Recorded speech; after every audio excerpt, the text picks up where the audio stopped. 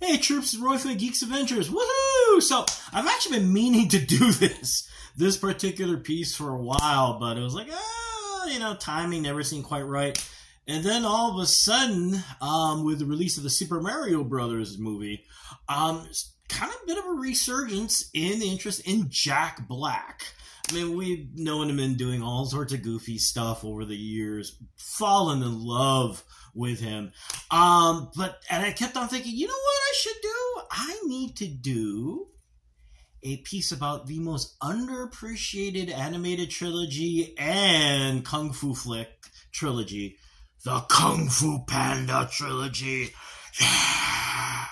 Now, I know some of you are thinking, Kung Fu Panda?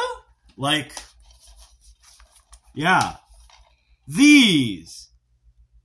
And now you're also thinking, yeah, seriously. And why? A long list of reasons. First of all, some basic stuff. The voice cast. The voice cast for this series is outstanding. Taking a cue from Pixar, where they've always done a one, all the way back to Toy Story with, Tom Hanks, Tim Allen, always finding wonderful voice cast to really not just breathe life, but to inhabit the characters that have been created. Same thing with the Kung Fu Panda trilogy, whether it's the villains like J.K. Simmons or ancillary characters, Michelle Yeoh, or the constant co-stars that add a lot of weight and emotional power, such as James Hong as Mr. Ping, yes, the Goose Daddy. The Kung Fu Panda trilogy always did an amazing job. It's not just, you don't have just a bunch of people in there. A voice cast that really, really breathed a ton of life into their stories. Now, no Kung Fu, no story, no hero's journey is fun without really cool villains or fights. And in this one, you must have really cool villains. And in this case, each film, wonderful villains. Ian McShane, Tai Lung, the original poor dude thought he was a Dragon Warrior. Sorry, dude. The major insanity of Lord Shen, and of course, there's Kai. What would have happened if he had taken? Actually, you know what? Nothing matches J.K. Simmons as the teacher in Whiplash, so never mind. We'll just go with Kai. Each one of these villains, a wonderful foil to Po, and at least in the case of Tai Lung and Lord Shen, actually no, for all three, great foils to the goofiness and silliness of his character. Big thing, the story. Taking another cue, actually not just from Pixar, but also some of our favorite films. A story that kind of started, and then that was, I think that's the ironic thing that drove this series. Because it starts at a parody. I mean, hey, let's make a panda the Dragon Warrior, the Grand Messiah and Savior of Kung Fu. I mean, you look at YouTube, even in the wild, pandas look like something out of a slapstick cartoon. I mean, seriously, they look goofy, yada, yada, yada. But, sorry, I just had a flashback to the scene where, the big fight scene with Tai Lung and Po's butt crushes Tai Lung's face. Yeah, I'm being juvenile. I'm allowed. Yeah. Anyway, but what ended up happening, though, the story evolved. I mean, they took the gag, which was, Mr. Ping as, I'm Po's father. You're a goose. You get that, right?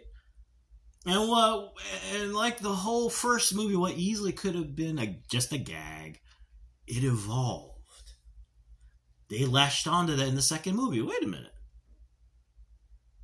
So what? Where did he come from? And as the story evolved forward, we discover that, well, Poe's an orphan, but you get the tragic backstory about where he came from. And that in turn leads to, by the end of the second film, you're like, wait a minute, his family is alive, or at least his dad's alive. And then Poe in the third film, rediscovers his heritage, finds his father again. Oh, Poe has two dads now. And all of a sudden, what easily could have been just as Panda being a kung fu master, becomes a legit, heartwarming, and very powerful story about self-discovery, family, faith in yourself. A lot of cool stuff. Now, before we get too mushy into Hallmark Channel-esque, these are martial arts movies, so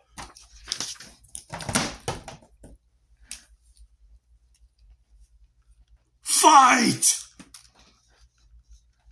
Ideally, I'd have martial arts characters, but this is what I had close by.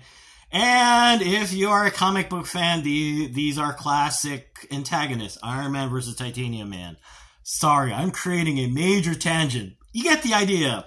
Fight, fight, pew, pew, pew. Anyway. Like any great martial arts film, you better have great fights. And the beautiful thing is about the series is this series does. Okay. The third one kind of veers away a little bit from that, just a little bit. Although seeing the Panda style fighting at the end when they take out Kai's army and junk, that's funny as heck and very creative. And seeing Poe kidnap, wormhole, whatever, transport him to that other realm to take him on as a dragon warrior, that was epic. But in Kung Fu Panda 2, of course, you have Tai Chi.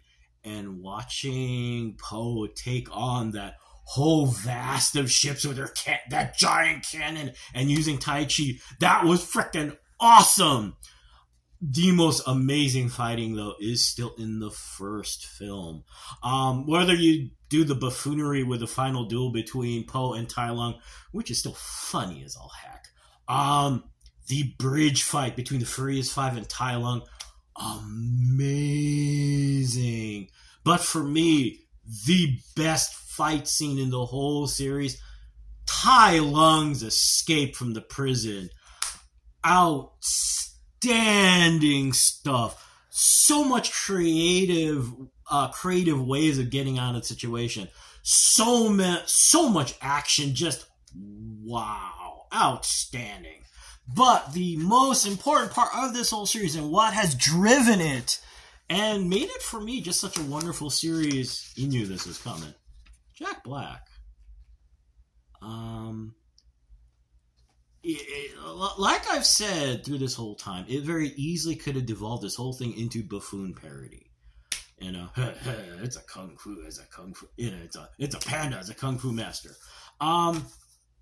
Jack Black's character, Poe, is reminiscent of his character in School of Rock. Very easily could have just been some guy, who runs into this thing by sheer luck and manages to, not as an act of will, but as an act of luck to get through things.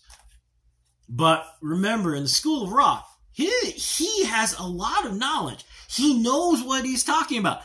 Yes, he's also he can be a very silly, dorky person, but there is a sincerity to who he is, to what he believes in, his belief in rock and roll, his knowledge of what he can do, and as he moves forward, his own voyage of self-discovery that, wait a minute, I know something and it's cool.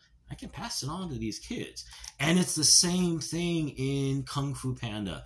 The beauty of Poe throughout the whole series. Even from the very beginning, when Shifu is basically beating the daylights out of him to get him to leave so he can find the real Dragon Warrior, Poe is still like, look, I want to learn. I know I don't know nothing. like he says, I know I'm a big fat panda. And that's a heartbreaking moment, when he makes the admission and tells him, look, I suck. What are we going to do?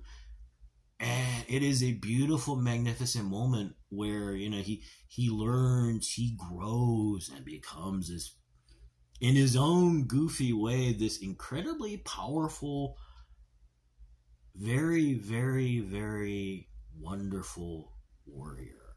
And it is so freaking cool to watch. To see the hero's journey go through him is beautiful to see. So anyway, yeah, that's it.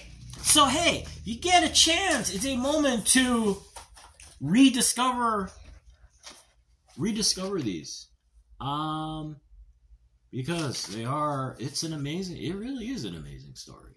Yes, it's fun. Yes, it's got some amazing kung fu action.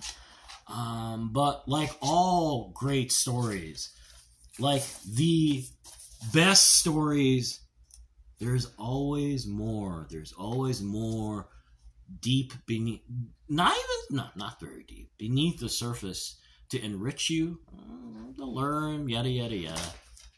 And that's a pretty cool thing. Anyway, I'm going to go because it's a Sunday and yada, yada, yada. So, hey, y'all take care. May the force be with you. May the odds be in your favor. And as always, be good to each other. Okay, peeps? Y'all take care. Peace. Bye.